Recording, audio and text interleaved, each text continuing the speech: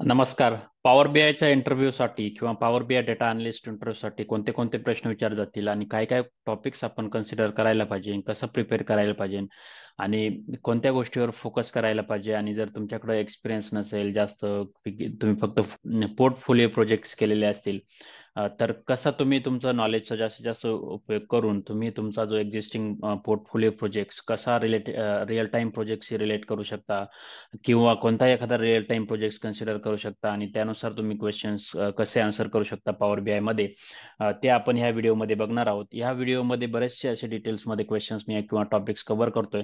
आणि आतापर्यंत जर तुम्ही माझा पॉवर बी आय डेटा अनालिस्टचा जो कोर्स आहे, म्हणजे जी प्लेलिस्ट आहे या युट्यूबवरती, ती जर फॉलो केली असेल, तर मी बरेचसे टॉपिक्स जे पॉवर बी आय डेस्कटॉपमध्ये आपण एंड टू एंड प्रोजेक्ट जो म्हणतो, आपण सोर्सला कसं कनेक्ट करायचं, त्यानंतर प्रोजेक्ट्स बिल्ड कसा करायचा, त्यानंतर आपण क्लिनिंग कसे केले, एक्सट्रॅक्शन कसं केलं डेटाचं वगैरे, त्या बऱ्याचशा गोष्टी घेतल्या. पूर्ण डेटा पॉवर बीआयचा वर्कफ्लो बघितला, या सर्व गोष्टी बघितल्या. त्याशी आपण हे क्वेश्चन्स कसे रिलेट करू शकतो आणि तुम्हाला कोणते क्वेश्चन्स विचारले तरी तुम्ही कसे आन्सर करू शकता, कोणत्या पद्धतीचे क्वेश्चन्स विचारले जाऊ शकता, ते सर्व गोष्टींचा ह्या व्हिडिओमध्ये समाविष्ट मी करण्याचा प्रयत्न केला आहे. माझ्या एक्सपिरियन्सनुसार ॲज अ डेटा अनालिस्ट म्हणून आपण काय काय करू शकतो, ते मी इथे सांगण्याचा प्रयत्न करतोय. तर सुरुवातीला आपल्याला महत्त्वाचं गोष्ट काय आहे की कोणत्या पोझिशनसाठी आपण अप्लाय करू शकतो. म्हणजे जर तुमच्याकडे पॉवर बीआयचं नॉलेज असेल, म्हणजे फक्त तुम्ही पॉवर बीआय एसक्यूएल आणि पॉवर बीआय ह्या दोन गोष्टी जरी येत असल्या, तर तुम्ही आता सध्या पॉवर बीआय डेव्हलपर किंवा data analyst, report developer, BI developer आणि साधे अनालिस्ट वगैरे असतात, या पोझिशनला पण अप्लाय करू शकतात. अजून एक पोझिशन आहे बिझनेस अनालिस्ट म्हणून, जिथं शक्यतो टेक्निकल जास्त विचारत नाही, पण तुमचं काही नॉलेज असेल बिझनेस रिलेटेड आणि तुम्हाला सपोज त्या पर्टिक्युलर डोमेनचं, म्हणजे लेट्स से इन्शुरन्स डोमेन बद्दल नॉलेज असेल, तर त्या ठिकाणी पण तुम्ही अप्लाय करू शकता ॲज अ बिझनेस अनालिस्ट म्हणून. किंवा एखादा दुसरं डोमेन आहे, जर तुम्ही मॅन्युफॅक्चरिंग कंपनीमध्ये वगैरे काम करत असाल आणि तुम्हाला त्या मॅन्युफॅक्चरिंग कंपनीची एंड टू एंड प्रोसेस माहीत असेल, तुम्हाला डेटा कुठून येतो, काय येतो, त्या गोष्टींची जर माहिती असेल, तर तुम्ही ॲज अ बिझनेस अनालिस्ट किंवा डेटा अनालिस्ट तिथे पण अप्लाय करू शकता. एसक्यूएल डेव्हलपर आहे, ज्यांना फक्त एसक्यूएलच्या रिलेटेड काम करायचे, ते पण अप्लाय करू शकतात एसक्यूएल डेव्हलपर म्हणून. पण सध्या आपण ह्या व्हिडिओमध्ये फक्त पॉवर बीआयच्या रिलेटेड क्वेश्चन्स कसे विचारले जातील ते फोकस करणार आहोत आणि त्याच दृष्टीने इथे मी ह्या गोष्टी सांगणार आहेत. तर त्यानंतर आपण जेव्हा सुरुवात करतो, कोणताही तुम्हाला जॉब दिसला किंवा जॉब डिस्क्रिप्शन दिसला, तर मेन प्रॉब्लेम काय होतो ना, की कॉलच येत नाही. बऱ्याच वेळा असे की किती बऱ्याच ठिकाणी अप्लाय करतो आपण, पण कॉल येत नाही. तर मग आपण काय करू शकतो, तर तिथं prepare resume for every job role, म्हणजे जे जॉब डिस्क्रिप्शन तुम्हाला कोणी देत आहे ना, त्याचा रिझ्यूम बनवा, व्यवस्थित रिझ्यूम बना, जेणेकरून तुम्ही त्या पर्टिक्युलर जॉबसाठी फिट आहे असं वाटलं पाहिजे. आणि जे रिक्रुटर असतात त्यांना असं वाटलं पाहिजे की हा जो प्रोफाईल आहे तो व्यवस्थित आहे, आणि जे आपल्याला एक्सपेक्टेड आहे तेच या कॅन्डिडेटमध्ये स्किल्स आहे, अशा पद्धतीने आपल्याला हे वाटलं पाहिजे. थोडी मेहनत आहे इथं की प्रत्येक जॉब डिस्क्रिप्शन किंवा जॉब असेल तिथे आपण रिझ्युमे बनवायचा. ते थोडं टाइम कन्झ्युमिंग जरी असलं तरी करायला हरकत नाही, कारण की जिथं जेवढी तुम्ही जास्त मेहनत घेशाल तेवढं तुम्हाला त्याचा फायदाच होणार आहे. आणि हे कसं करायचं प्रत्येक जॉबसाठी, मी एक व्हिडिओ अगोदर बनवला होता, त्याची लिंक मी व्हिडिओ डिस्क्रिप्शन मध्ये देत आहे, ती पण रेफर करा, जेणेकरून तुम्हाला आयडिया येईल की कसा तुम्ही रिझ्यूम बनवू शकता, काय काय पॉईंट्स टाकू शकतात त्यावर. त्यानंतर जेव्हा कधी तुम्ही इंटरव्ह्यूला जाशाल, पहिली गोष्ट तुम्हाला माहिती पाहिजे ती प्रोजेक्ट अंडरस्टँडिंग. प्रोजेक्ट अंडरस्टँडिंग खूप महत्त्वाची, end to end project understanding. भले की तुम्ही फक्त पोर्टफोलिओ प्रोजेक्ट केलेला आहे, रिअल टाइम प्रोजेक्टचा जरी एक्सपिरियन्स नसला तरी तुम्ही त्या पर्टिक्युलर प्रोजेक्टचा जो पोर्टफोलिओ प्रोजेक्ट आहे तो पूर्ण एंड टू एंड समजून घेणं गरजेचं आहे. आणि जर सपोज तुम्ही असं काही 1 किंवा 2 वर्ष किंवा 3 वर्ष 4 वर्ष कुठेतरी काम करतायत आणि तुम्हाला पॉवर बीआय मध्ये जॉब स्विच करायचा आहे, म्हणजे कुठेतरी काहीतरी तुम्ही एक्सेल वरती काम करतायत, एक्सेलचं नॉलेज आहे, परंतु तुम्ही ते जे एक्सेल मध्ये जे करताय ना तेच तुम्ही पॉवर बीआय मध्ये करू शकतात आणि तेच एक्सप्लेन करू शकतात. म्हणजे जे अंडरस्टँडिंग एक्सेलच्या प्रोजेक्ट्स मध्ये आहे, तीच एक अंडरस्टँडिंग पॉवर बीआय मध्ये होऊ शकते. त्यातलेच जे फीचर्स आहे ते आपण बघू शकतो, ते शिकू शकतो आणि त्यानुसार आपण त्याचे आन्सर्स देऊ शकतो. तर ही प्रोजेक्ट अंडरस्टँडिंग खूप महत्त्वाची आहे. आणि त्यानंतर तुम्हाला अजून कोणत्या गोष्टीवर जज केलं जाईल की व्हॉट यू हॅव वर्कड, म्हणजे ऍक्च्युअल कोणत्या टूल्सवर काम केलेलं आहे. पॉवर बीआय डेस्कटॉप झालं, पॉवर बीआय प्रो झालं आणि पॉवर बीआय मोबाईल. आता याच्यातलं मेन जे काम आहे ना ते पॉवर बीआय डेस्कटॉप मध्येच होतं. म्हणजे पॉवर बीआय प्रो आणि पॉवर बीआय मोबाईल, तर मोबाईलमध्ये तर काही होत नाही की जास्त, फक्त व्ह्यू वगैरे होतात, आपले जे डॅशबोर्ड्स वगैरे असतात. परंतु पॉवर बीआय प्रो मध्ये थोडंफार शेड्यूलिंग वगैरे, डिस्क्रिप्शन म्हणजे रिपोर्ट्स पब्लिश वगैरे करू शकतो आपण तिथे, करू शकतो, शेअर करू शकतो, कोलॅबरेशन करू शकतो, ह्या गोष्टी आहेत. परंतु तुम्हाला पॉवर बीआय डेस्कटॉप जे आहे ना ते एंड टू एंड माहित पाहिजे. जर तुम्ही ज्युनियर लेवलला अप्लाय करत असाल तर तुम्हाला पॉवर बीआय प्रो एवढं ऍडव्हान्स आलंच पाहिजे असं काही नाही. त्यातल्या बेसिक ज्या कन्सेप्ट आहेत त्या माहिती असल्या म्हणजे झालं. परंतु पॉवर बीआय डेस्कटॉप तर तुम्हाला यायलाच पाहिजे. म्हणजे तुम्ही कोणत्याही लेवलला अप्लाय करा, पॉवर बीआय डेस्कटॉप हे महत्वाचं आहे. आणि त्या पॉवर बीआय डेस्कटॉप मध्ये तुम्ही मग कोणत्या कोणत्या गोष्टी केल्या आहे, मग मी तुम्हाला एक वर्कफ्लो सांगितला होता, तो मी आता पुढे परत डिटेलमध्ये व्यवस्थित सांगतो येते. परंतु क्वेरी एडिटर, मग डेटा मॉडेलिंग, व्हिज्युअलायझेशन, ह्या गोष्टी महत्त्वाच्या आहे. क्वेरी एडिटरमध्ये कसं डेटा प्रिपरेशन केलं जातं, कोणते कोणते डेटा क्वालिटी चेक्स, कोणते डेटा क्वालिटी ट्रान्सफॉर्मेशन केले जातात. त्यानंतर डेटा मॉडेलिंग आहे, ते जॉईन्स, रिलेशनशिप, कोणते कोणते जॉईनचे प्रकार आहे. मग शेवटी व्हिज्युअलायझेशन, कोणते व्हिज्युअलायझेशन, कोणते चार्ट्स कोणत्या वेळेस यूज करायचे, तुमच्याकडे डायमेन्शन्स काय, मेजर्स काय, या सर्व गोष्टी काय असतात त्या माहिती असणं गरजेचं आहे. तर आता आपण हे वन बाय वन बघूया, जेणेकरून आता काय होईल ना की आपल्याला, जर तुम्हाला कुठेही पॉवर बीआयच्या इंटरव्ह्यूसाठी जायचं असेल तर तुम्ही ह्या दृष्टीने प्रिपेअर करू शकतात. आणि तेच आता आपण बघूया.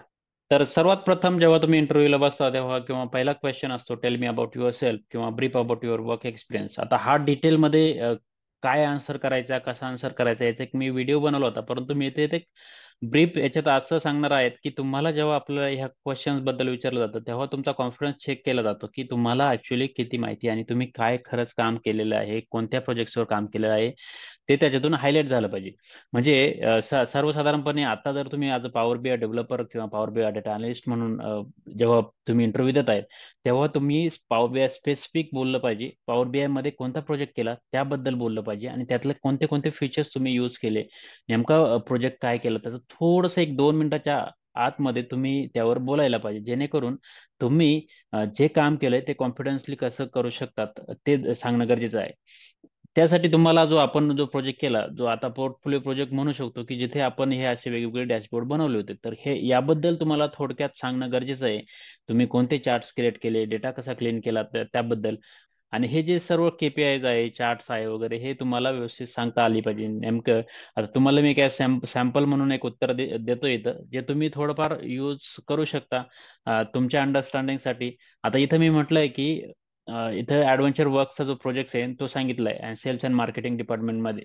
आणि मग मी पॉवर बीआय कशासाठी यूज केलं, मग अनालाइज करण्यासाठी सेल्स डेटा, मग एक्स्ट्रॅक्ट कसा केला, क्लीन कसा केला, डेटा मॉडेल कसं क्रिएट केलं, अशा बऱ्याचशा गोष्टी सांगितल्या. त्याच्यानंतर मी डॅशबोर्डच्या रिलेटेड केपीआय सांगितले. त्याच्यानंतर प्रोडक्ट आणि customer specific details, Jio specific, जसं की मॅप्स वगैरे आपण केले होते. आता हे मॅप्स वगैरे कंट्री स्पेसिफिक असलेच पाहिजे असं काही नाही. जेव्हा आपण ग्लोबल प्रोजेक्ट कन्सिडर करतो त्यावेळेस आपण हे जिओ स्पेसिफिक करू शकतो. परंतु असं काही नाही की आपला पूर्ण वर्ल्डचा प्रोजेक्ट असेल. आपला स्पेसिफिक एखाद्या सिटी पुरता प्रोजेक्ट जरी असला तरी त्यात वेगवेगळे रिजन्स असू शकतात, त्यातले वेगवेगळे एरियाज असू शकतात, ते कन्सिडर करू शकतो. म्हणजे कोणताही प्रोजेक्ट जो आहे, आता आपला जो ऍडव्हेंचर वर्कचा प्रोजेक्ट आहे तो सायकलचा आहे, बायसिकल कंपनीचा. तोच आपण एखाद्या दुसऱ्या सिंपल ग्रोसरी स्टोअरच्या म्हणजे प्रोजेक्टसाठी पण आपण रिलेट करू शकतो. आता मी काही एक्झाम्पल्स देतो की जिथं तुम्ही रिलेट करू शकता. तर की जसं की एखादी गॅरेज कंपनी, म्हणजे जिथं प्रोडक्ट्स कंपनी, म्हणजे जिथे वेगवेगळ्या बाईक सर्व्हिसिंगला येतात वगैरे, त्यांना कोणते कोणते स्पेअर पार्ट्स विकले जातात त्या पद्धतीची इन्फॉर्मेशन पण असू शकते. असा एखादा प्रोजेक्ट कन्सिडर करू शकतात तुम्ही. दुसरा एखादा प्रोजेक्ट असेल जिथे मोबाईलची कंपनी असेल, एखादी मोबाईल सेल्स किती होतात, मंथली सेल्स, क्वार्टरली सेल्स, अशा पद्धतीचे जे केपीआयज असेल ते क्रिएट करू शकतो आपण. असे वेगवेगळे तुम्ही रिअल टाइम मध्ये थोडेफार अनालाइज करा, तुम्ही काय कोणते कोणते बिझनेस असतात आणि ते आपण कसे शोकेस करू शकतो ते बघा. आणि त्यानुसार ते आन्सर करू शकता. म्हणजे बऱ्याचशा गोष्टी असतात आपल्या आजूबाजूला, आपण जर ब्रॉडर पिक्चर बघितलं तर त्यानुसार आपल्याला ते प्रोजेक्ट भेटू शकतात. आपण जे रिअल टाइम किंवा ॲडव्हेंचर वर्क्स जसे सॅम्पल प्रोजेक्ट्स आहे तेच कन्सिडर न करता असे काही रिअल टाइम प्रोजेक्ट्स आपण कन्सिडर करू शकतो. जर तुम्हाला काही एक्सपिरियन्स असेल, तुम्ही कुठेतरी एक्सेलमध्ये काम करता ऑलरेडी, किंवा तुम्ही कुठेतरी एखाद्या टेक्नॉलॉजीमध्ये काम करता, एखादी मॅन्युफॅक्चरिंग कंपनी आहे, मॅन्युफॅक्चरिंग कंपनीमध्ये बरेचसे असतात, शिफ्टमध्ये काम करणारे लोक असतात, काही प्रोडक्टचे डेव्हलपमेंट चालू असते. मग त्याचं जर तुम्हाला नॉलेज असेल तर त्यात तुम्ही कसं रिलेट करू शकतात आणि तेच कसं तुम्ही ॲज अ डॅशबोर्डमध्ये किंवा KPI कसे दाखवू शकतात ते सांगू शकतात as a tail me about your self. म्हणजे हा पहिला क्वेश्चन्स आहे जिथं तुम्हाला तुमचं नॉलेज टेस्ट केलं जातं. तुमचा जो एक्सपिरियन्स आहे तो सांगता आला पाहिजे. मग त्यातल्या त्यात तुम्ही पॉवर बीआय कसं यूज केलं, मग पॉवर बीआय मध्ये तुमचा वर्क फ्लो जो आहे ना तो क्लिअर पाहिजे.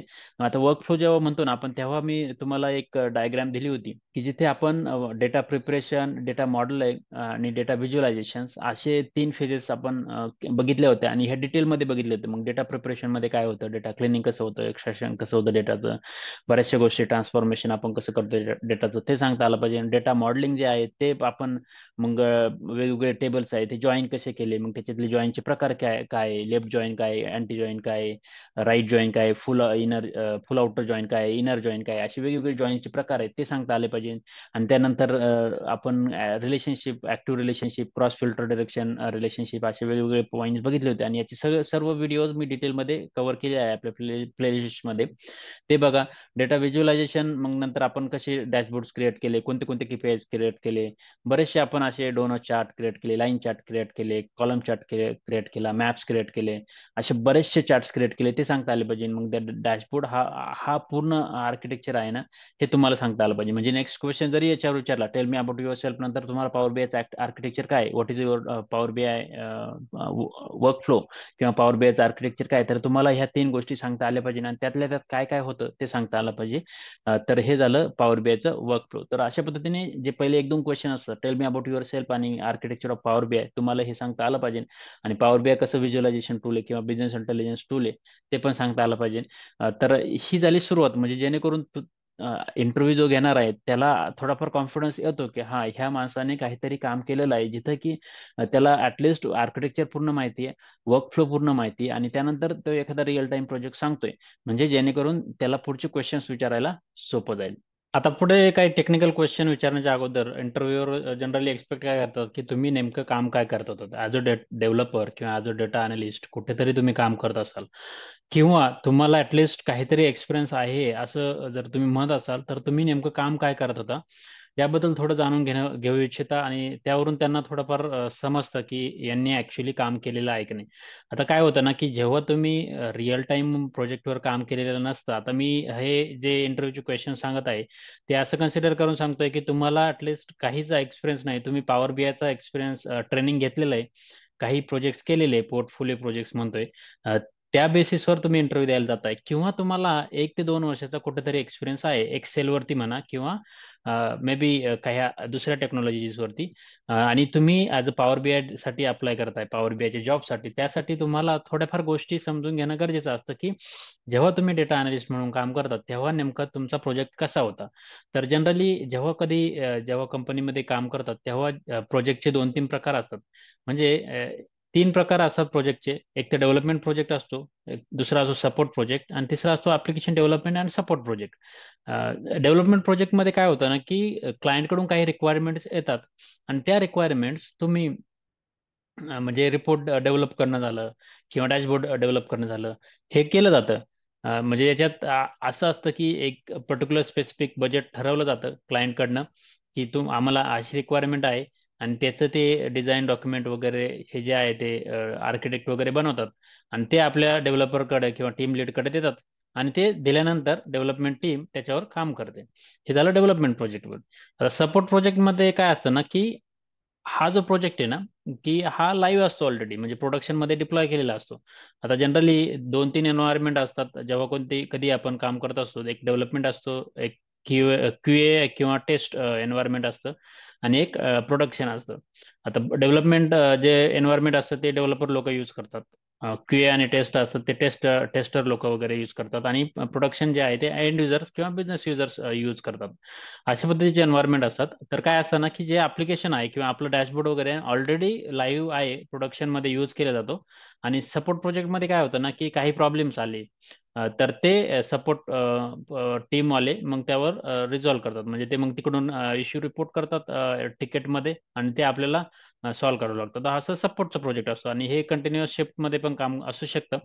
आणि तिसरा प्रकार असतो ऍप्लिकेशन डेव्हलपमेंट आणि सपोर्ट प्रोजेक्ट, म्हणजे सपोर्टचे पण कामं असतात, म्हणजे प्रोजेक्ट ऑलरेडी लाईव्ह मध्ये आहे किंवा आणि दुसरी अशी गोष्ट येऊ शकते की काही एनहान्समेंट असतात, म्हणजे काही एक्झिस्टिंग ऍप्लिकेशन मध्ये काही मॉडिफिकेशन करायचं असतं, त्यासाठी नवीन नवीन रिक्वेस्ट येत असतात. मग त्या पण करायच्या असतात, असं कॉम्बिनेशन मध्ये असू शकतं. तर तुमचा प्रोजेक्ट तुम्ही जेव्हा इंटरव्ह्यूला असेल तेव्हा एकदा ठरवून घ्या तुम्ही नेमकं कोणत्या प्रोजेक्टमध्ये काम करत होता किंवा काय ते सांगायचंय तुम्हाला नेमकं. म्हणजे असं नको व्हायला की तुम्हाला असा प्रश्न विचारला की तुमचा डेव्हलपमेंट प्रोजेक्ट होता की सपोर्टचा होता आणि तुम्हाला काहीच माहित नाही. डेव्हलपमेंट प्रोजेक्ट आणि सपोर्ट प्रोजेक्ट काय असतात ते माहीत करून घ्या. त्यासाठी डेव्हलपमेंट प्रोजेक्ट जर म्हटलं तर एजाईल डिलिव्हरी असते, एजाईल मॅनेजमेंट म्हणू किंवा एजाईल सिस्टम असते. आता एजाईल म्हणजे काय ते मी एक व्हिडिओ केला होता मागे डिटेलमध्ये, की त्याच्यात स्क्रम मास्टर काय असतात, स्प्रिंट्स काय असतात, स्टँडअप कॉल्स काय असतात आणि का ही एजाईल डिलिव्हरी यूज केली जाते. तर ते सर्व डिटेल जाणून घ्यायचं असेल तर तो व्हिडिओ नक्की बघा. आणि जर तुम्ही म्हटले की मी डेव्हलपमेंट प्रोजेक्टमध्ये काम करत होतो तर तुम्हाला हे सांगितलं तर ते एक ओव्हरऑल कॉन्टेक्स्ट चांगला येतो आणि त्यानुसार त्या इंटरव्ह्यूला अजून कॉन्फिडन्स येतो की हा, या माणसाने बऱ्यापैकी काम केलेलं आहे. आणि जे सपोर्ट प्रोजेक्ट असतात ना त्यात टिकीटिंग टूल्स असतात जसे की सर्व्हिस नाऊ, रेमेडी किंवा जिरा हे टूल्स असतात. आता सर्व्हिस नाऊ टूल काय असतं, रेमेडी टूल काय असतं, जिरा काय असतात, हे टिकीटिंग टूल असतात. याच्यावर काय होतं ना, एंड युजर असतात, सपोज एखादं ऍप्लिकेशन ते यूज करताय म्हणजे आपलं डॅशबोर्ड आहे पॉवर बीआयचा. पॉवर बीआयच्या डॅशबोर्डमध्ये त्यांना काही डेटा डिस्क्रिपन्सी दिसली की पर्टिक्युलर एखाद्या पॉइंटला किंवा एखाद्या चार्टमध्ये त्याचा डेटा जो चुकीचा दाखवतोय असं जर वाटलं युजरला किंवा जे मॅनेजर लोक असतात जे यूज करतात डॅशबोर्ड ते, मग ते काय करतात सर्व्हिस नाव टूलमध्ये किंवा रेमेडीमध्ये किंवा जिरा ह्या टिकेटिंग टूलमध्ये जातात, तिकीट रेज करतात आणि मग ते पर्टिक्युलर ग्रुपला म्हणजे आपल्या डेव्हलपमेंटच्या ग्रुपला असाइन होतं. मग आपण आपली डेव्हलपमेंट टीम मधले जे लोक आहेत त्यातलं कोणतरी डेव्हलपर ते तिकीट घेतं आणि त्याच्यावर ते काम करतं आणि मग त्याच्यानंतर ते पुढे फिक्स करणे आणि मग नंतर ती पुढची प्रोसेस करणे ते चालतं हे सपोर्ट प्रोजेक्टमध्ये. तर तुम्हाला सपोर्ट प्रोजेक्ट जर म्हटले तर तुम्हाला हे टूल्स माहिती असणं गरजेचे आहे. सर्व्हिस नाऊ, रेमेडी, जिरा ऑनलाईन सर्च करून बघू शकतात. तुम्हाला बरीचशी माहिती भेटेल की सर्व्हिस नाऊ कसं असते, रेमेडी टूल म्हणा, जिरा टूल असतात, अजून काही टूल असतील ते यूज केले जातात पण हे कॉमनली यूज केले जातात. तर अशा पद्धतीने हे 2-3 गोष्टी आहेत त्या तुम्हाला माहिती असणं गरजेचं आहे जेव्हा तुम्ही इंटरव्ह्यूला जाशाल तेव्हा. मग जेव्हा तुम्ही सांगशाल की मी ह्या प्रोजेक्टवर काम करत होतो, तो मग डेव्हलपमेंटचा प्रोजेक्ट होता की एएमएस म्हणजे ऍप्लिकेशन डेव्हलपमेंट आणि सपोर्टचा प्रोजेक्ट होता, असे सांगता आले पाहिजे. तर हे झालं प्रोजेक्टच्या टाईप बद्दल. त्यानंतर आपण आता end to end project flow बघू. आता मी end to end power BI प्रोजेक्टचं सर्व सांगितलंय तुम्हाला की डेटा कुठून घेतला आपण. एक सीएसव्ही फाईल्स घेतल्या होत्या त्या मग कनेक्ट केल्या पॉवर बीआय पॉवर क्वेरी एडिटला, मग त्याच्यात आपण डेटा ट्रान्सफॉर्मेशन म्हणजे हा जो सेकंड पार्ट आहे ना तो आपण पूर्ण केलेला आहे म्हणजे इथे. परंतु जेव्हा तुम्हाला end to end project flow समजून घ्यायचा असेल तेव्हा कोणताही बिझनेस घ्या, त्या बिझनेसमध्ये तुम्हाला ह्या डेटाबेसमध्ये फाईल्स कुठून येतात किंवा डेटा कुठून येतो हे जर माहित असलं तर अजून चांगलं असतं. कारण काय होतं ना की जेव्हा आता सपोज आता आपला बायसिकलचा जो आपण प्रोजेक्ट केला, रिअल टाइम प्रोजेक्ट केला, त्याच्यात आपण 4-5 फाईल सेलच्या डेटा, 3 वर्षाचा डेटा जो आहे सेल्स डेटा तो आपण ऍज एक्सेल किंवा सीएसव्ही फाईलमध्ये ठेवला होता आणि तो आपण लोकली कनेक्ट केला. परंतु जेव्हा रिअल टाइम मध्ये जेव्हा इंटरव्ह्यू मध्ये सांगशाल की अ, मी रिअल टाइम प्रोजेक्टमध्ये काम केलंय, तेव्हा त्याच्यात तुम्हाला डेटाबेस सर्व्हर म्हणजे मायक्रोसॉफ्ट एसक्यूएल सर्व्हर किंवा ओरॅकल अशा डेटाबेसला सांगू शकतात आणि त्या डेटाबेसला तुम्ही कनेक्ट केलं हे सांगू शकतात. पण ह्या डेटाबेस टेबलमध्ये डेटा कुठून येत होता तर हे सांगता आलं पाहिजे तुम्हाला. तर त्यासाठी कसं असतं ना, जनरली इकडे एंड युजर्स असतात जे ईआरपी सिस्टम जे असते, सपोज एक फ्रंट एंड ऍप्लिकेशन असेल की ईआरपी सिस्टम असेल त्याच्यात काय करतात ते इंटरॅक्ट करतात. आता कोणतंही एक्झाम्पल घेतलं, आता बायसिकल कंपनीचं जर घेतलं तर बायसिकल कंपनीमध्ये एंड युजर कोण असू शकतात की आपले शॉप ओनर असतात म्हणजे ज्यांच्याकडे हे सेल आणि परचेस होतात बायसिकल्स. तर मग ते काय करतात ना, एखादी सायकल विकली गेली तर ते सिस्टम मध्ये एंट्री करतात की ही सायकल विकली गेली. मग हे ईआरपी सिस्टमवर ते रेकॉर्ड होत आहेत. अजून दुसरे स्टॉकवाले असतात जसं काय की मग त्यांना स्टॉक कमी पडला एखादा की गोडाऊन मधून स्टॉक आणायचा आहे किंवा स्टॉक फिलअप करायचा आहे.